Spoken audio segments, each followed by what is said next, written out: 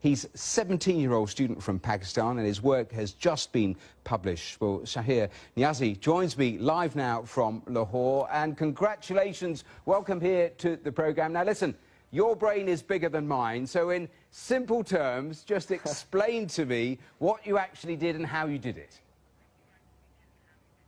So the phenomena basically works like this, is that we have a needle electrode and a plate electrode, and we have a layer of oil on the plate.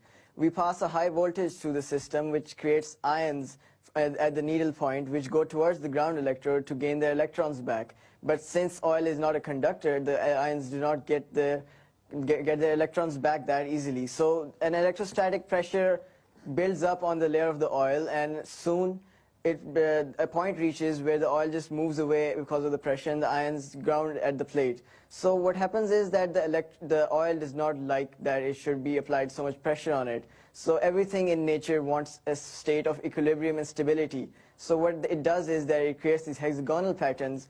The hexagon is basically the most stable structure in the universe, found in many other things even.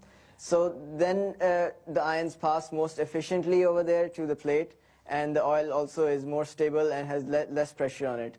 So what I did in the imaging technique, well, that's what I want to ask you about, the imaging technique, because I read you said that you included it because you've been fooling around with it for a while, this technique, but you included it for the novelty factor. Yeah. Did you think it might work? Yeah. It was an experiment I wanted to do for a long time. It's called Schlieren photography. It's called, also dubbed as shadowgraphy. So I had the setup made, and I thought that why not put this setup in it, because we had the heat gradients related, which I also added in my paper. So I thought, because the method of photography was to measure heat waves, basically. So I had an idea that maybe it will work, and when I actually put it in the system, it did actually show me the ions coming down in the form and heating up the residual heating up the air in the process. And we're seeing that photograph. We're seeing that photograph on our screens. How exciting potentially is something like this? Because I read you mention biomedicines, printing. How can this be used, do you think?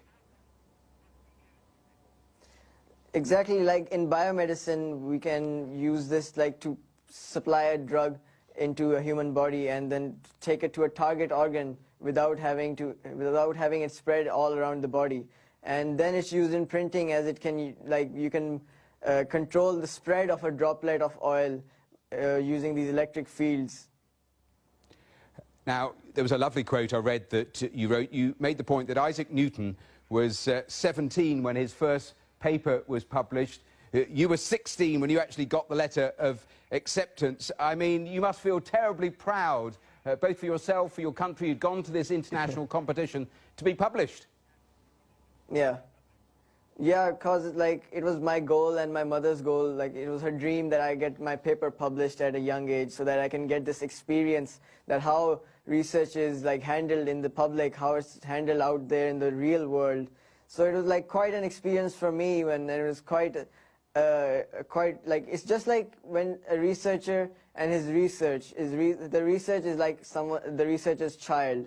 So having it accepted is like having his child praised. So it's like quite a feeling to have. Have you always experimented? I read that by the time you were 11, you were doing online courses because you found classroom work rather boring. Yeah, because like we had to doing all the revision and everything, so like you're studying the same thing over and over again for some time. So your mind wants to do something else. It wants to do something ahead of what you're already doing. And I've had this drive in me since an early age. It was installed in me from my parents. They always used to tell me, think 100 steps ahead of others, and only then can you succeed. Well, Shahee Niazi, thank you so much for taking time to speak to us on today's Global. Thanks. You're welcome. Well, he received that letter of acceptance.